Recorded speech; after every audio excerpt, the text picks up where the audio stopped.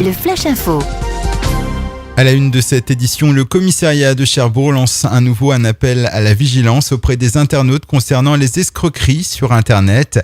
La plainte d'un Cherbourgeois de 20 ans pourra servir d'avertissement à certains usagers du net. Le 15 mars dernier, cet internaute rencontre une femme via Facebook, rencontre qui se terminera sur Skype où il sera filmé à son insu en train de s'exhiber. À la fin, la femme lui réclame 400 € pour ne pas diffuser l'enregistrement sur YouTube. Le jeune homme alerte alors la police de Cherbourg.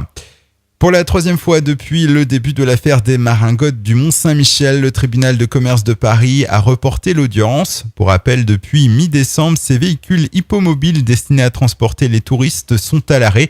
Un contentieux oppose l'éleveur et le propriétaire de chevaux de trait à la société Transdev en charge de ce service public de transport. L'affaire aurait dû être jugée le 7 février.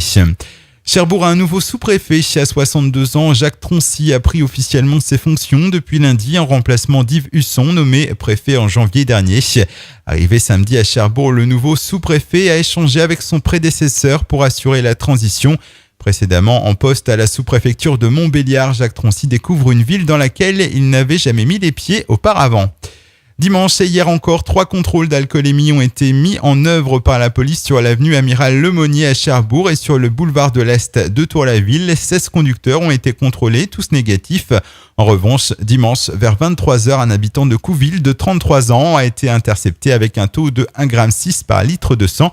Son véhicule a été immobilisé et son permis de conduire retiré.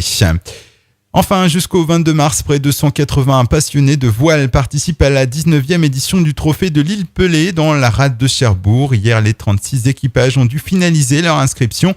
La mise à l'eau doit avoir lieu cet après-midi. Dans cette régate destinée uniquement aux étudiants, l'enjeu est double, décrocher le titre de champion de France, mais aussi la Coupe d'Europe universitaire.